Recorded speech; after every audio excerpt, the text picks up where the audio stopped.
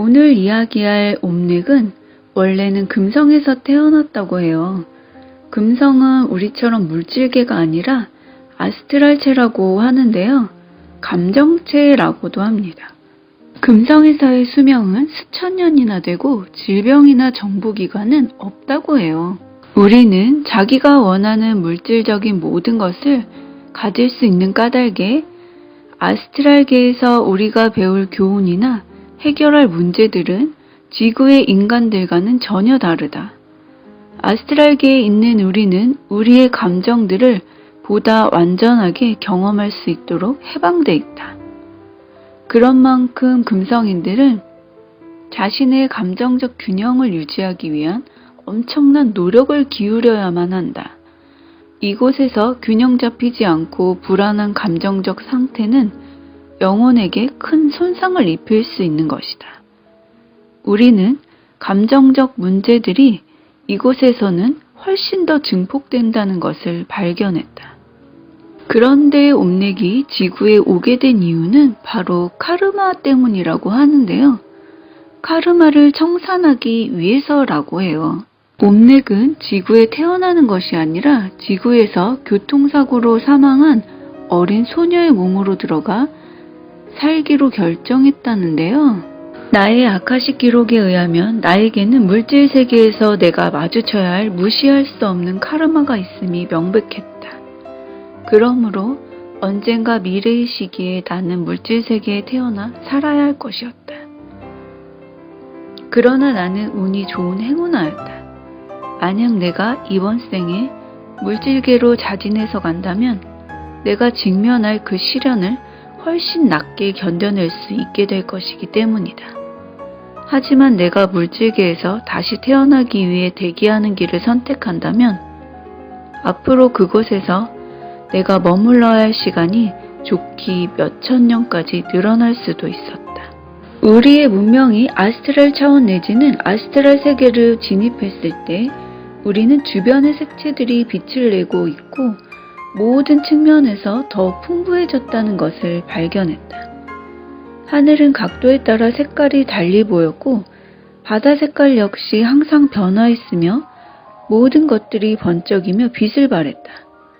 산과 나무, 풀, 건물, 가구 그리고 우리의 몸조차도 자체적인 고유의 속성에 따라 온화하고 다채로운 빛을 방출하고 있었다.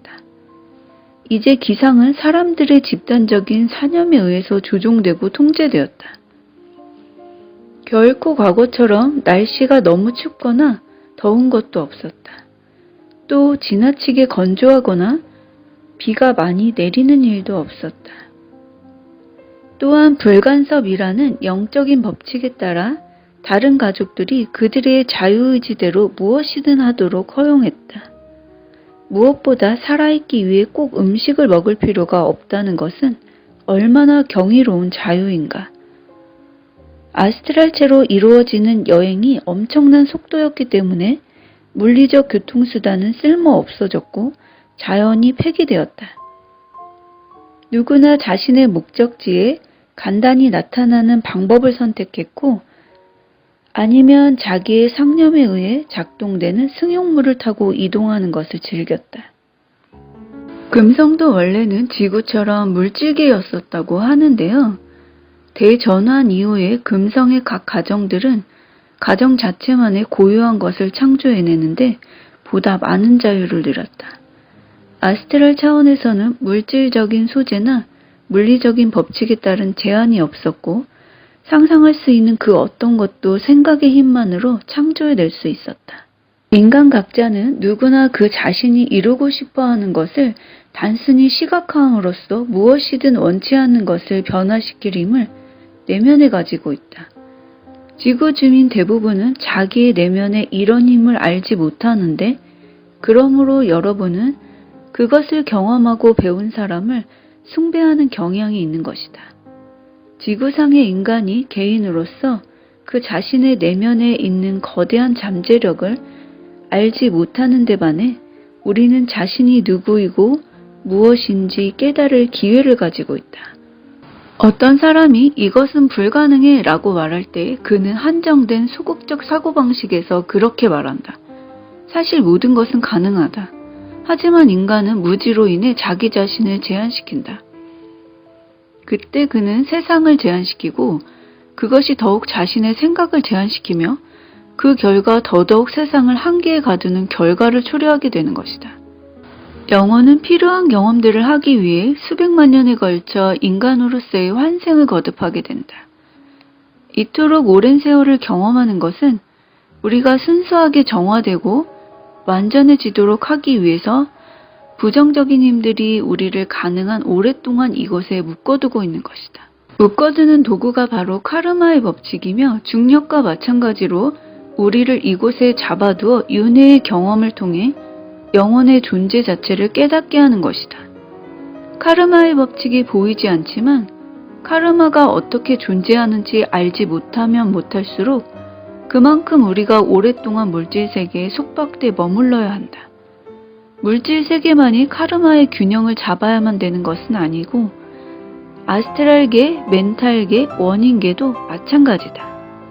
카르마나 환생에 대한 속박이 없어져야 영혼으로서의 자기 실현, 완전하게 자기를 구현하게 된다고 하는데요. 여기에서 영혼은 자신과 최고신이 동일하다는 것을 깨닫게 된다. 이곳에서 영혼은 완전한 자각 상태에 머물게 되는데 그 상태는 여러분이 아직 육체적으로 살아있는 동안에도 도달할 수 있는 것이다. 이곳에서도 영혼의 성장은 끝난 것이 아니며 그 위에 더 많은 세계들이 존재한다. 지구인의 사후 내세가 지구의 주민들에게 일종의 미스터리라고 해서 죽음이 모든 것의 종말을 의미하지만은 않는다. 그것은 단지 무대 배경의 전환일 뿐이며 다른 수준에서의 새로운 시작인 것이다. 만약 여러분이 금성에서의 나의 삶을 내가 상상으로 지어낸 것이라고 생각한다고 하더라도 나는 별로 개의치 않는다.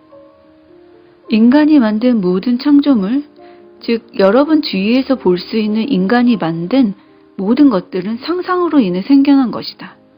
상상은 인간이 지니고 있는 가장 강력한 재능이며 인간으로 하여금 초인이 되게 할 수 있는 열쇠이기도 하다. 바로 이러한 상상을 가짐으로써 인간이 신과 같은 창조자가 되는 것이다.